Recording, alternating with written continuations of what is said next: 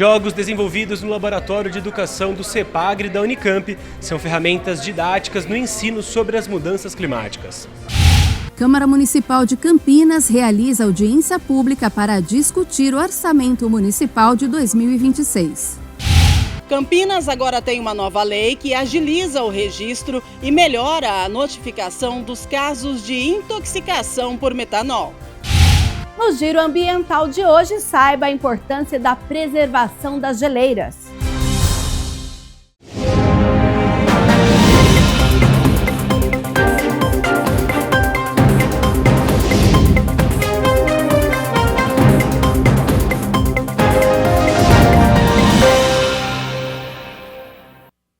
Olá, boa tarde. Chegamos ao meio da semana, quarta-feira, 5 de novembro de 2025. Começa agora o Jornal Câmara Notícia, ao vivo, meio-dia mais 3 minutos. Muito obrigado pela sua companhia, pela sua audiência. E vamos conversar, participe, mande a sua mensagem para o número do nosso WhatsApp.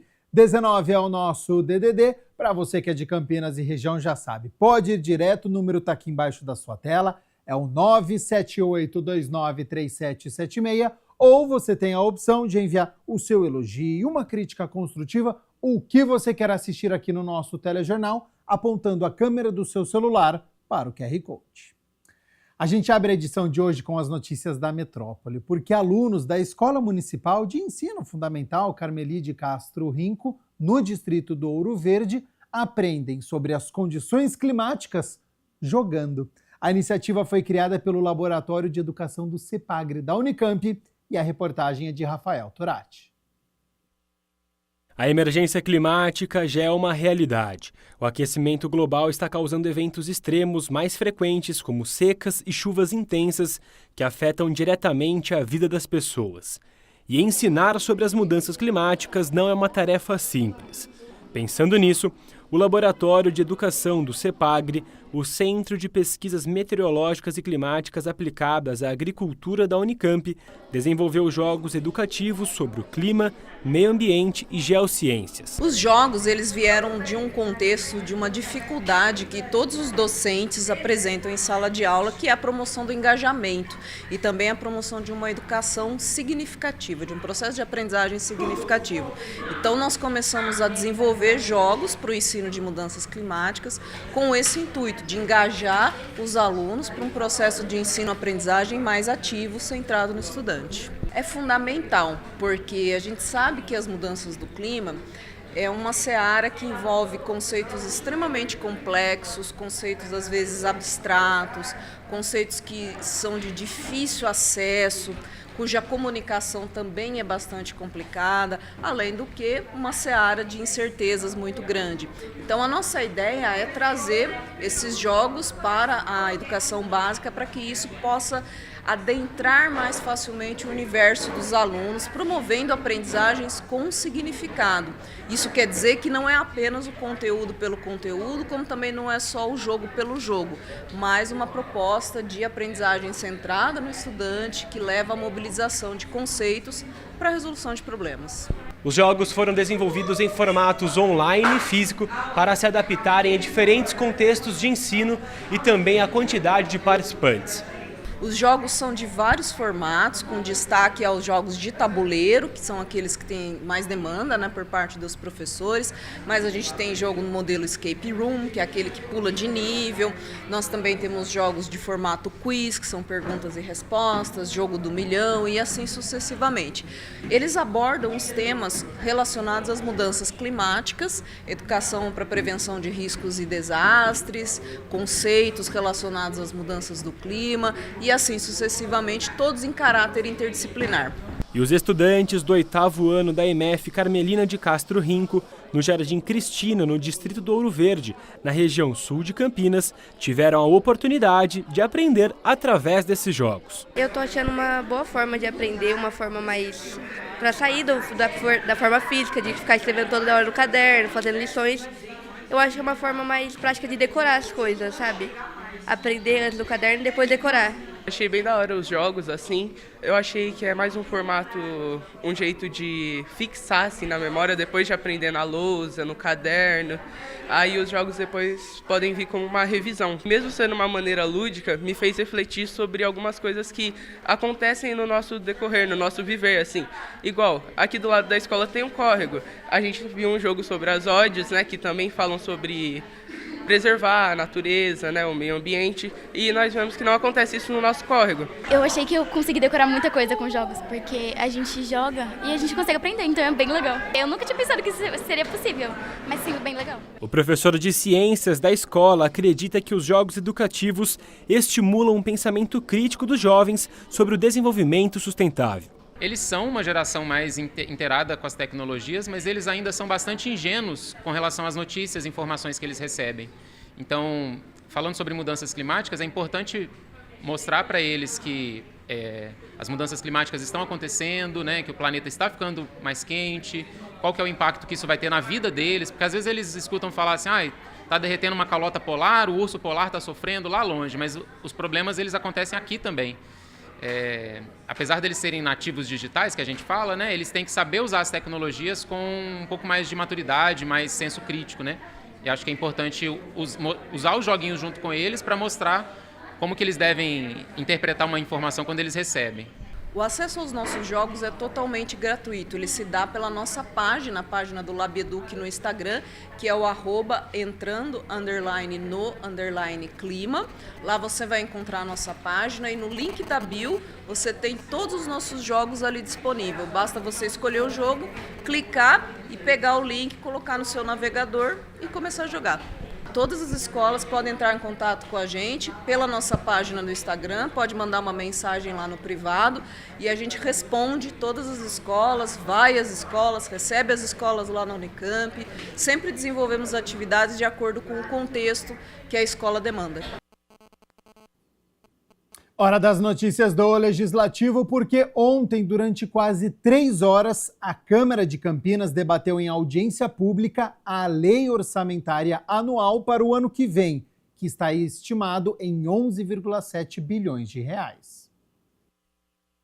A Comissão de Finanças e Orçamentos da Câmara Municipal de Campinas realizou uma audiência pública para debater o projeto de lei sobre o orçamento do município de Campinas para 2026, previsto em 11,7 bilhões, somando a administração direta e indireta. Nesse quadro, a gente destaca aqui as receitas próprias vinculadas e a da administração direta e indireta. E ele é importante porque a maioria das despesas elas estão alocadas em receitas próprias, né, que são basicamente aquelas que eu destaquei na metodologia lá, que é o ISS, o IPTU, o ICMS, o IPVA e o ITBI. Então, essas receitas próprias hoje, previstas no orçamento para 2026, é de 8 bilhões 25 milhões e 821 mil. As receitas vinculadas, 1 bilhão 422 milhões e 704 mil.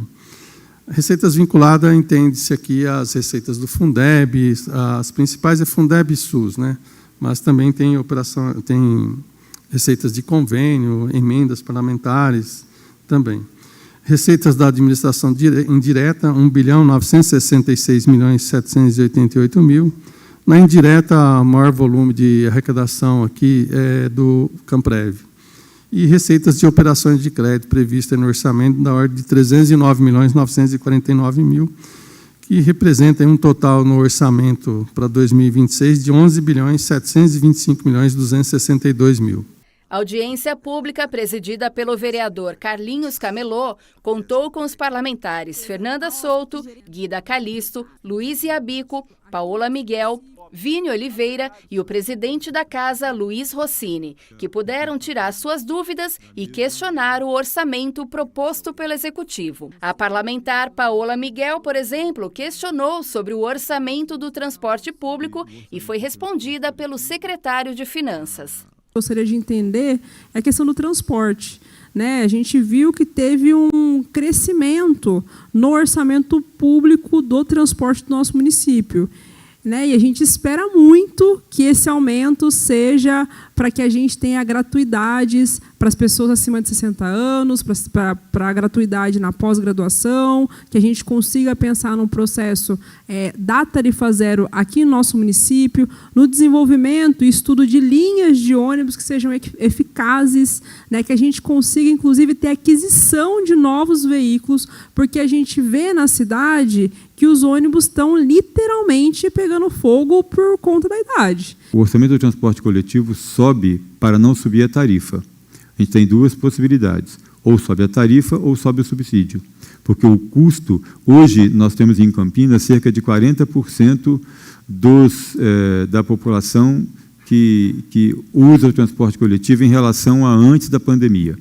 Então, isso também foi discutido numa reunião de prefeitos hoje no Rio pela manhã, e vários prefeitos disseram isso, estavam reclamando que o peso para os municípios no subsídio do transporte coletivo tem aumentado muito, porque tem se reduzido o número de usuários. E dos usuários, você tem um número muito grande de não pagantes. Então, na verdade, quem paga o transporte coletivo é cerca de menos de 30% do volume que usava o transporte coletivo antes de 2020, desculpe. Então, essa questão nos gera um dilema, e isso estou repetindo a palavra de um dos prefeitos que estavam lá, se não me engano foi o prefeito do Rio de Janeiro, inclusive, Eduardo Paes, que disse o seguinte: a gente fica num dilema, porque se você não melhora a qualidade do transporte, a população, você está afugentando a população, e para você melhorar a qualidade do transporte antes de aumentar a demanda, você tem que aumentar o subsídio. Outra vereadora que se manifestou foi Guida Calisto, que questionou a educação pública. Houve uma redução no orçamento da educação para a educação de jovens e adultos. A gente está vendo aí uma decisão política da Secretaria Municipal de Educação, fechando salas de EJA, fechando projetos, inclusive projetos importantes, né? Eles vão dizer que não, mas estão fechando projetos importantes, como é o projeto EJA Concórdia. Sobre o projeto EJA Concórdia, não sei se tem alguém da educação que possa responder, essa pergunta é muito específica. Eu sei que nós construímos 3 CEPROCAMPs. A Secretaria de Educação tem uma preocupação muito grande com os EJA. Os EJA são o pilar de sustentação dos CEPROCAMPs.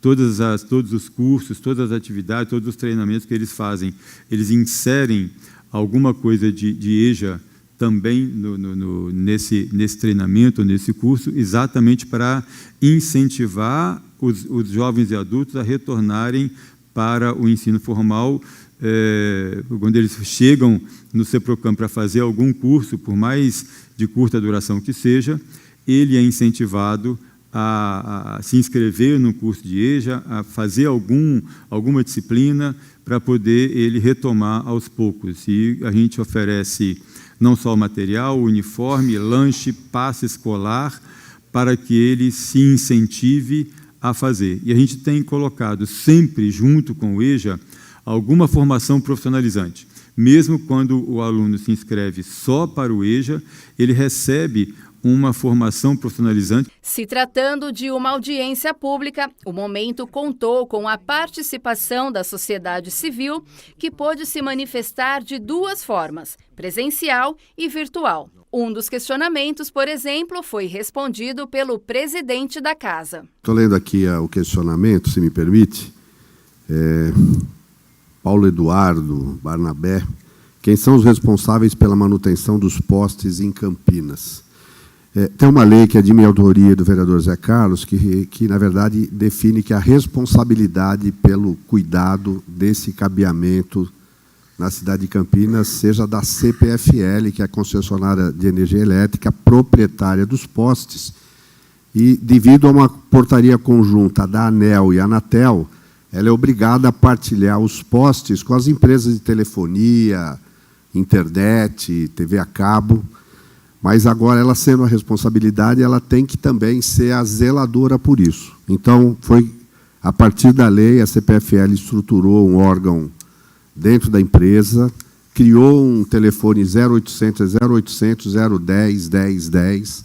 Qualquer cidadão que veja um cabo pendurado por aí ligar, a CPFL tem 48 horas para providenciar a remoção desse cabo. Primeiro, ela aciona a empresa concessionária de telefonia, ou fibra ótica, ou internet, senão ela retira. E é muito legal que ela fez um balanço aqui na Câmara, em 11 meses de aplicação da lei, ela recolheu 27 toneladas de cabo. E, para dar a destinação adequada, ela fez um convênio com uma cooperativa de catadores, que teve que, inclusive, agregar novos 4 cooperados para dar conta disso.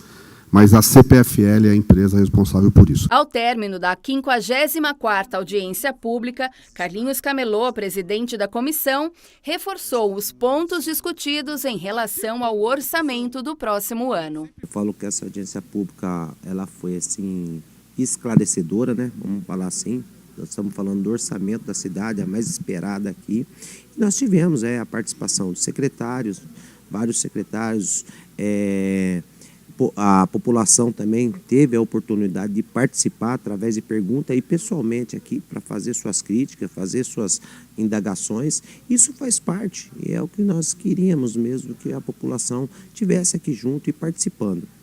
E vale ressaltar sempre, né, a importância da participação do público nessas audiências que, como já é dito, né, o nome já diz, é uma audiência pública. Com certeza, a audiência pública nós chamamos, convidamos as pessoas, muitas pessoas vieram aqui fazer seus questionamentos e tivemos também o secretariado, as pessoas que veio aqui responder as perguntas e as críticas também das pessoas que estiveram aqui presentes. Eu acho que isso que é importante, isso é a Casa do Povo e a Casa do Povo nós temos que receber tanto as críticas como também os elogios. 12h mais 20 minutos. Muito obrigado pela sua companhia, pela sua audiência. Estamos ao vivo nesta quarta-feira. A gente segue aqui com as notícias do Legislativo, porque famílias de pessoas neurodivergentes ainda enfrentam barreiras para garantir direitos básicos. Por isso, a Comissão Especial de Estudos aqui da Câmara discutiu o tema e cobra soluções efetivas. A reunião abordou o tema Direitos em Disputa, porque pais precisam recorrer à justiça para garantir inclusão. O vereador Wagner Romão abriu o encontro apresentando relatos de pessoas que o procuraram. A Geisa Lorraine diz assim: só queria saber quando a pessoa neurodivergente terá o direito à redução de sua carga horária para ir nas terapias e médico, pois é exaustiva a humilhação de pedir uma troca de folga ou sair mais cedo à chefia. Quando a sociedade irá entender que o autista cresce e que ainda assim ele faz tratamento a vida toda? O evento reuniu especialistas do Ministério Público, da Defensoria Pública e da OAB Campinas para discutir os principais entraves que dificultam a efetivação dos direitos das pessoas neurodivergentes. É um prazer imenso saber da existência desse grupo de estudos na Câmara voltado à discussão, à reflexão sobre as políticas públicas voltadas às pessoas neurodivergentes. É um prazer ter sido convidada para estar aqui, para esse debate, para poder falar um pouco sobre o papel do Ministério Público e nos implicar nessa luta, nessas reflexões e naquilo que tiver ao nosso alcance. Não vamos cair na história de que é preciso um laudo médico, pura e simplesmente, para entender uma pessoa como pessoa com deficiência e que o problema está nela e que ela que precisa ser transformada, ela que precisa ser, aspas, curada, né? Isso é algo ultrapassado. O problema está na sociedade. De acordo com a advogada, faltam políticas públicas efetivas e maior divulgação das leis que garantem o atendimento inclusivo. Nós precisamos olhar para a história dos direitos das pessoas com deficiência. É muito importante que nós conheçamos como chegamos até aqui, como chegamos na convenção, como nós chegamos na LBI, que esse ano completou 10 anos. Foi muito celebrado, foi muito importante, é um avanço enorme, mas nós precisamos partir para outros lugares nesse momento, que são lugares de efetivação dos nossos direitos. Não basta nós sabermos que temos esses direitos, nós precisamos, de fato, conseguir exercê-los. A Comissão Especial de Estudos segue promovendo encontros para ouvir especialistas e propor encaminhamentos que fortaleçam as políticas públicas de inclusão em Campinas. De maneira geral, as dificuldades elas estão tanto relacionadas ao atendimento, né, das pessoas que têm neurodivergências na escola, na saúde, na assistência social, mas a gente tem feito um esforço também aqui, Cristiane, Nayara e Renata, a pensar outros setores de políticas públicas, né? A gente entende que a questão do trabalho e renda é muito importante, né? A questão do esporte, a questão do lazer, a questão da cultura, né? Então, esse é o entendimento nosso de pensar aqui uma política integrada, né? De pensar que a gente precisa ter algo, né, no contexto do executivo municipal, que a gente sabe também que não vai dar conta de todas as questões, né? Mas que a gente precisa pensar, sim, uma política integrada de atendimento às pessoas e às famílias. O vereador Herbert Ganem propõe um sistema integrado de fila de espera nas organizações sociais que atendem as pessoas com o transtorno do espectro autista. Uma fila de espera integrada para o atendimento de pessoas com transtorno do espectro autista no âmbito das políticas públicas de saúde, educação e assistência social.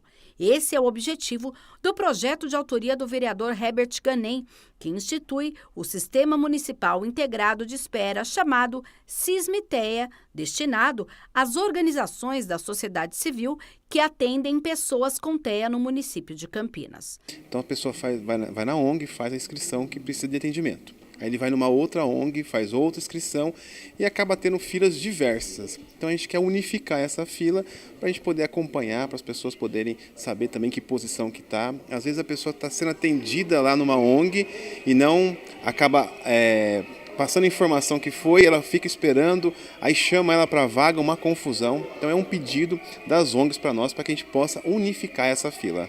De acordo com o projeto, que vai passar pelas comissões permanentes da Casa, que devem emitir o parecer antes dele ser votado em plenário, o sistema deverá ser gerido de forma intersetorial pelas secretarias de Saúde, Educação e Assistência Social. A participação das entidades conveniadas que prestam atendimento a pessoas com TEA será obrigatória. Então a pessoa que está ali na fila, né, tem uma clareza na fila, eu estou em 17º, por que chamou aquela pessoa de baixo e não eu ou não o meu familiar? Então dá essa clareza e também uma rapidez a mais para poder fazer o acompanhamento das pessoas que têm autismo. Quanto mais cedo, né, descobrir ali e começar a fazer o acompanhamento, ajuda muito a pessoa ali na vida. O sistema vai permitir às famílias acompanhar em tempo real a posição na fila de espera, garantindo transparência e equidade na distribuição de vagas e atendimento. É aquela fila única, né? Dá mais clareza também. Eu estou naquela posição aguardando, né? Ou naquela ONG tem mais vagas do que a outra, então vai ser uma fila ali única, específica, para que a pessoa possa ser atendida. Em reunião solene, 7 pessoas foram homenageadas com o diploma Reginaldo Mendes. Confira como foi. Pela primeira vez, a Câmara Municipal de Campinas entregou o diploma Reginaldo Mendes. Ele é concedido a pessoas e entidades do ramo da segurança privada e patrimonial. O vereador Otto Alejandro presidiu a reunião solene. A profissão de vigilante é essencial para a manutenção da ordem, da segurança e do bem-estar coletivo. Diariamente, esses profissionais enfrentam situações de risco, atuando com discrição, firmeza, preparo técnico, muitas vezes em locais de grande circulação ou sensibilidade institucional. A escolha do nome Reginaldo Mendes para denominar a honraria representa uma justa homenagem à memória e trajetória de um vigilante cuja atuação se tornou símbolo de profissionalismo, dignidade no exercício da função. Em seguida, o vereador contou um pouco sobre a história de cada um dos 7 homenageados que lhes rendeu a honraria. Geiso Araújo de Souza, o atual presidente do sindicato Sindicamp, é natural do Rio de Janeiro e chegou em Campinas em 1989, onde fixou residência e iniciou sua trajetória profissional no ramo da vigilância privada. Sua dedicação à categoria o conduziu à vida sindical, além de continuar exercendo sua profissão de vigilante em nosso município. Jean Pablo Monte Nascimento, que atua desde 2009 como vigilante, profissão a qual dedica seu empenho e compromisso. Atualmente, continua exercendo sua profissão de vigilante patrimonial no município de Campinas. Sua atuação profissional e voluntária reflete a integração entre a experiência em segurança patrimonial, apresentando-se como um vigilante comprometido com a proteção de pessoas, patrimônios no meio ambiente. Vamos falar também do Marcelo Cristiano Girotto. Iniciou da sua trajetória profissional na área de segurança quando foi contratado como porteiro na Universidade Estadual de Campinas, Unicamp, no período noturno. Nesse ambiente, teve a oportunidade de conviver com equipes de vigilantes, o que despertou seu interesse pela profissão. Renato Maia Silva iniciou sua trajetória profissional como vigilante patrimonial em 2001, na Estrela Azul, Vigilância e Transportes de Valores.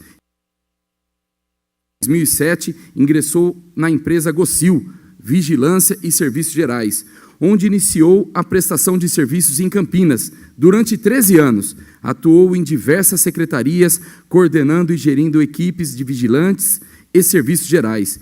Ronaldo de Souza iniciou sua trajetória profissional como vigilante em 3 de junho de 2003. Em 2012, passou a atuar no movimento sindical em defesa dos direitos de interesse da categoria.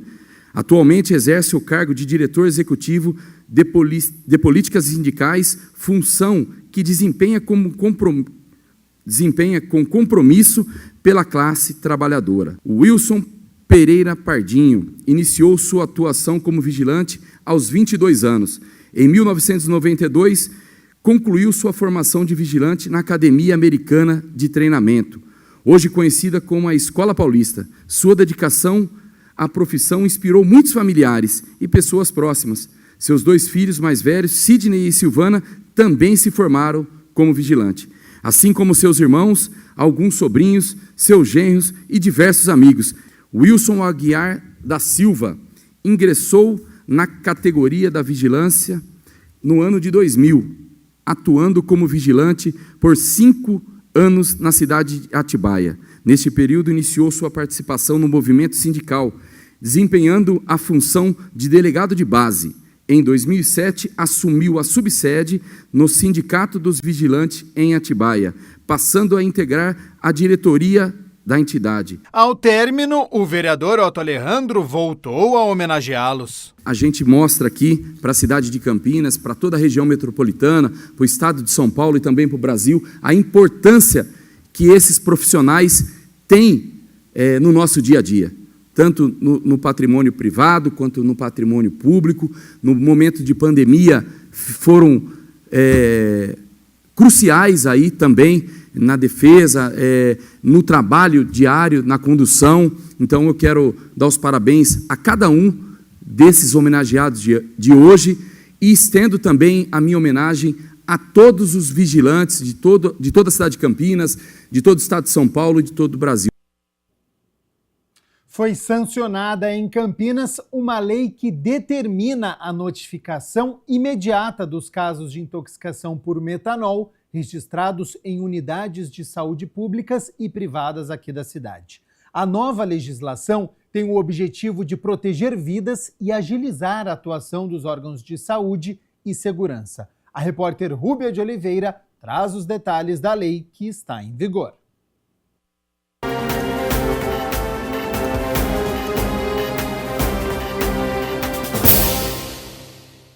A Lei 16.814 foi sancionada pelo prefeito e já está em vigor. De autoria do vereador e presidente da Câmara, Luiz Rossini, a norma torna obrigatória a notificação de todos os casos de intoxicação por metanol atendidos em estabelecimentos de saúde, sejam eles públicos ou privados. A principal mudança é o prazo, que agora passa a ser de 24 horas após o atendimento da vítima. O projeto de lei surgiu em um momento de alerta nacional, quando aumentaram os casos de combustíveis adulterados com metanol em várias regiões do país. Apresentamos esse projeto em 2024, na verdade ele nasceu de um evento realizado aqui na Câmara, com parceria do RECAP, o Sindicato dos Postos de Gasolina, onde denunciava a presença de metanol como um dos fatores de adulteração de combustíveis. E nessa reunião, o representante do CIATOX, né, que é o Centro de Informações e Assistência à Toxicologia de Campinas, ligado à Faculdade de Ciências Médicas da Unicamp, fez uma denúncia de que haviam registrado a morte de 14 moradores em situação de rua por ingestão de metanol. Esse metanol ele estava presente no álcool das bombas dos postos de gasolina. Quer dizer, o morador de rua muitas vezes chegava a comprar 1 litro de álcool, etanol, né, para dizer que era para acender marmita, se esquentar, mas na verdade eles usavam para beber. E quando contaminado com metanol, levava à morte. Então já era um absurdo você imaginar que alguém pudesse ingerir metanol tomando álcool de bomba de posto de gasolina. E eles falaram que era importantíssimo haver um mecanismo de notificação compulsória de casos de intoxicação, porque quanto mais rápido o CIATOX poder identificar a presença do metanol, mais rápido você podia dar uma assistência à pessoa, à vítima, e obviamente tomar outras providências. Rossini também encaminhou o projeto para a análise da vigilância sanitária, que reforçou a importância do monitoramento imediato desses casos. Agora nós ficamos estarrecidos em saber que o metanol saltou das bombas de postos de gasolina para os estabelecimentos comerciais, estão nos bares, restaurantes, adegas, dentro de garrafas de bebida, de destilados, levando à morte de pessoas no Brasil inteiro. Então eu mandei o meu projeto de lei para uma análise da vigilância sanitária. Eu quero agradecer a equipe da vigilância sanitária que contribuiu, e hoje nós estamos apresentando um substitutivo, aprimorando, mas realmente determinando que todos os casos de intoxicação por metanol, seja de qualquer origem, tenho 24 horas para ser comunicado à vigilância sanitária, ao CIATOX, para que, além do cuidado à vítima, também se inicie um processo de investigação, inclusive acionando as autoridades de segurança para identificar a fonte e tentar conter, né, onde que está essa substância, evitar que mais pessoas possam ser intoxicadas. Um novo projeto já está sendo elaborado e deve prever sanções mais rígidas, como multa, suspensão de alvará e até a lacração de estabelecimentos envolvidos na venda de bebidas adulteradas. A ideia é complementar a lei já sancionada, reforçando o combate às intoxicações e às práticas ilegais no comércio. Esse projeto hoje trata da notificação compulsória, mas já estamos preparando um outro projeto com sanções administrativas, que eu vou até comentar, que a gente possa, para além de multa, que hoje já é normal, todo estabelecimento comercial que tiver bebida no seu estoque à sua disposição, sem comprovação de origem, ou seja, sem nota fiscal, que tenham sanções administrativas com suspensão do alvará e até lacração. Porque a gente não pode admitir que comerciantes gananciosos, para vender um produto e ter maior lucro, possa colocar em risco a saúde do seu próprio cliente.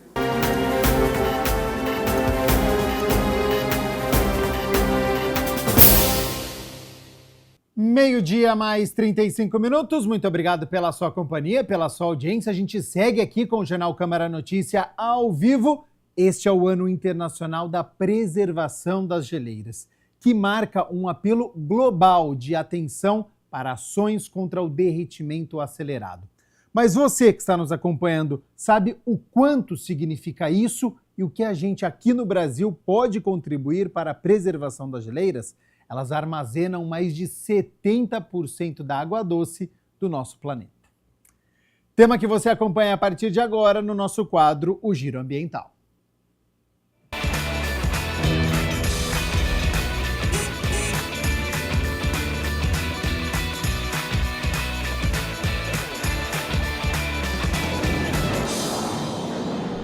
Olá! A ONU declarou que 2025 é o Ano Internacional da Preservação das Geleiras. Esse é um apelo para um pedido global de atenção para as ações com derretimento acelerado. No entanto, você já ouviu falar sobre isso? Você sabe o que está acontecendo e qual é a relação das geleiras, inclusive com a gente que está aqui no Brasil? Para falar sobre isso, hoje o Giro Ambiental recebe, a bióloga especialista em ecologia antártica, Francine Elias Piera. Francine, seja bem-vinda mais uma vez aqui ao Giro Ambiental. E já de pronto eu pergunto, qual foi a sua inquietação quando, apesar dessa declaração do ano da geleira, a gente ainda tem muita coisa acontecendo, muitos problemas, e que grande parte da população nem imagina? Olá, muito obrigada novamente por estar aqui. E sim, a minha inquietação, na verdade, é que colocaram, instituíram o Ano Internacional das Geleiras e muita gente nem sabe que as geleiras existem, nem sabem para que elas servem, onde estão. Por exemplo, as geleiras da Antártica, que é o local do meu objeto de estudo, ele parece longe, mas não é longe. E é onde a gente tem mais de 70% da água doce do planeta congelada nas geleiras de lá. E as pessoas não têm noção disso. Então, essa foi a minha maior inquietação no começo de 2025. E a partir dessa inquietação, o que está acontecendo hoje com essa reserva de água doce que nós temos no planeta? Bom, essa reserva de água doce, ela está derretendo. A gente sabe que tem geleiras não só na Antártica é essa maior porcentagem, mas a gente tem as geleiras no Ártico, a gente tem as geleiras nas montanhas, a Cordilheira dos Andes aqui, que a gente também não pensa nisso, que se derreter a Cordilheira dos Andes, nós estamos na América Latina junto com elas, na América do Sul junto com a Cordilheira, Então, quando se fala em degelo, se pensa só lá na Antártica, no urso polar, lá no Ártico, mas a gente tem também as geleiras aqui próximas, a gente não vê, mas elas estão próximas. E elas estão se perdendo. A gente está vendo acontecer, esse derretimento. Tem estudos mostrando mesmo a quantidade de gelo que está sendo perdido. Tanto que eu fiz um pós-doc na Coreia, 2017 e 2018. E eu fui para a Antártica com os coreanos, e lá, perto da estação coreana, existe uma geleira que eles têm dados desde 1956, com fotos e tudo.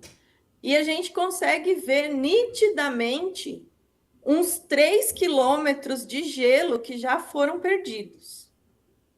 Então, se a gente pensar que não existe só essa geleira, perto da estação existem muito mais geleiras, a gente fica preocupado, muito preocupado, porque as geleiras, quando elas derretem, como elas estão em cima da terra, elas começam, a água começa a escorrer para dentro do oceano.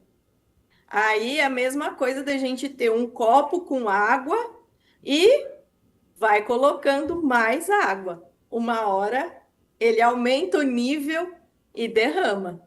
E é o que está acontecendo com a gente hoje em dia, aqui no planeta Terra. Agora, Francine, como uma pessoa que tem o senso comum, a gente começa a perceber, olha, muito se fala disso. Quando a gente ouve, por exemplo, dizer que com esse derretimento e o aumento do nível do mar, por exemplo, muitas cidades e algumas populações poderiam ficar embaixo d'água, na prática, é isso? Exatamente isso. Porque, como eu falei, a gente tem 2 polos. o Ártico, que é oceano congelado, e a Antártica, que é um continente com gelo. O Ártico, como o gelo já está em cima da água ali, é a mesma coisa da gente ter um copo com gelo, aquele gelo derrete e vai ficar ali dentro do copo. Já a Antártica é o que eu falei, é como se você colocasse água de fora, até aumentar. E o pior é que, como os oceanos todos, né, ali, eles estão com uma temperatura mais elevada, a gente tem também um aumento no volume da água, porque a água mais quente ela se expande. E isso já está fazendo muitas ilhas perderem terras. Então, a gente já tem ilhas que já estão com problemas para as populações ali que vivem, né, no entorno da ilha.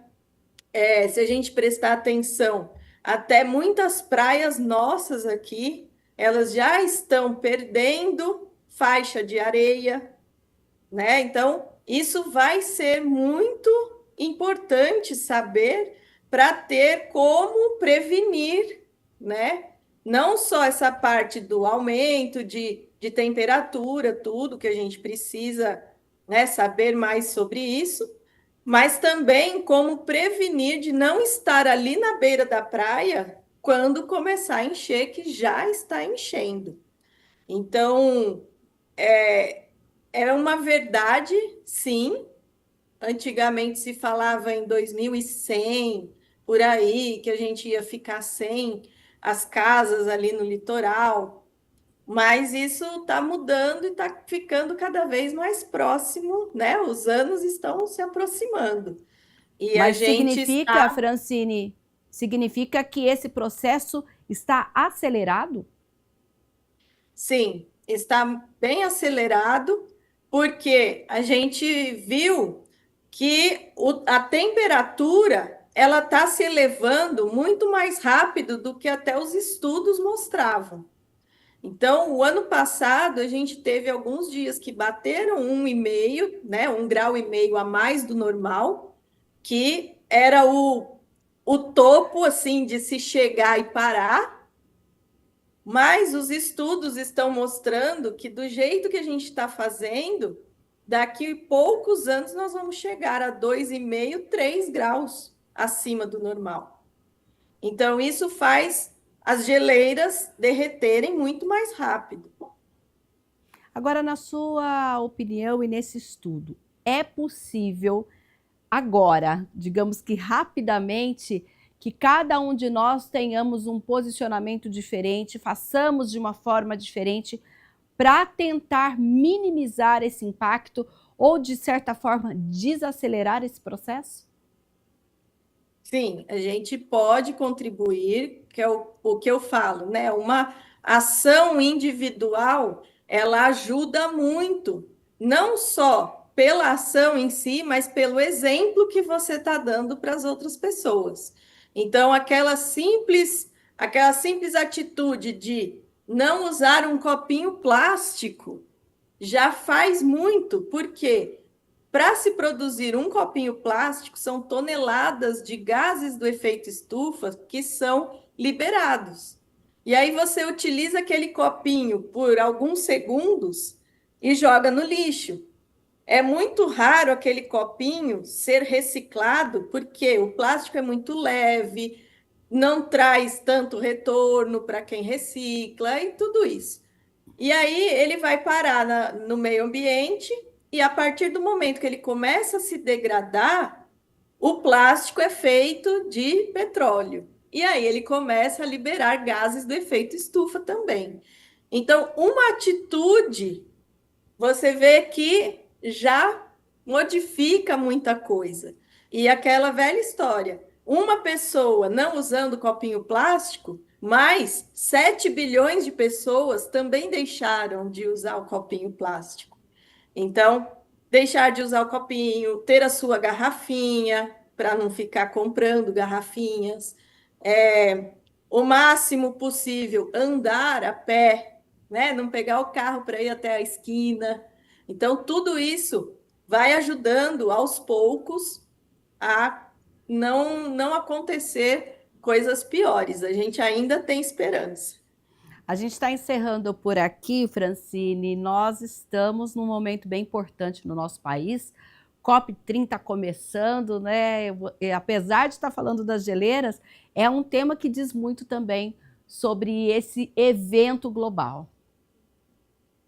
A COP30 ela é muito importante, né? Tanto que a Conferência das Partes para discussão das mudanças climáticas, ela é sempre muito importante para trazer novas ideias e novas atitudes do que se pode fazer pelos países para que isso não avance e para que os países que já estão sofrendo, como a gente falou, né, do aumento do nível do mar e tudo, como que elas podem se adaptar ao que está acontecendo. Então, a COP30 vai ser lá na Amazônia, porém, o pessoal que estuda oceano está muito mobilizado para ir para a COP30. Eu irei como delegada, né, representando aí o Brasil, levando também a minha ONG, né, o Gelo na Bagagem, que eu trabalho com essa parte de educação ambiental. E aí a gente vai trazer essa discussão que o que a gente faz aqui afeta a Antártica. E sem a Antártica e o que está acontecendo ali, vai afetar a gente aqui no Brasil. Esse acho que seria aí o recado mais importante, porque a gente pensa, poxa, eu estou no Brasil, aqui eu não tenho nada a ver lá com a Antártica. Não, mas a gente tem, é tudo interligado, Francine. Isso mesmo. É o que eu sempre falo, tudo está conectado, desde as correntes atmosféricas, as correntes marinhas. Então é isso. A Antártica é o coração gelado do planeta. Se ele derrete, se ele para de bater, é como o nosso coração. Parou de bater, acabou. Mas é o que eu falei, a gente ainda tem esperança. Tá certo. Então, Francine, muito obrigada pela sua participação e a gente espera que depois possamos ter novas conversas aqui com o resultado, com aquilo que foi definido, decidido e com as colaborações também na COP30. Muito obrigada. Com certeza, eu que agradeço e venho mesmo contar como foi a COP. Tá certo. Então, olha, o Giro Ambiental fica por aqui, mas continue ligado, porque a partir de agora a gente tem informações, curiosidades sobre meio ambiente e sustentabilidade. Uma rara formação geológica, as chamadas chaminés de fada, foi identificado pela primeira vez no Brasil em Campos Belos, nordeste de Goiás. A descoberta, feita por pesquisadores da Universidade Federal de Goiás em uma área particular, ainda não está aberta à visitação pública. Essas curiosas torres rochosas, algumas com mais de 3 metros de altura, são resultado de um processo geológico conhecido como erosão diferencial. Uma camada de rocha mais dura no topo protege a base mais frágil, que foi escavada pela ação de um antigo rio. Segundo a geóloga Joana Paula Sanches, o que torna a descoberta inédita no país é a dimensão e o bom estado de preservação da área. Estruturas em Goiás são as maiores e mais extensas já descritas oficialmente no Brasil. A Terra pode ter cruzado seu primeiro ponto de não retorno climático, um alarmante branqueamento dos recifes de corais causado pelo aquecimento dos oceanos. É o que indica o relatório Global Tipping Point de 2025, elaborado por 160 cientistas de mais de 20 países. O documento alerta que, caso esses limites sejam de fato ultrapassados, a humanidade já vive uma nova realidade. A morte dos recifes é o sinal mais grave de uma mudança que pode não ter mais volta. Os corais registram os piores níveis de branqueamento da história entre 2023 e 2025. Esses recifes, considerados um dos ecossistemas mais vulneráveis, abrigam cerca de 1/4 de todas as espécies marinhas do mundo.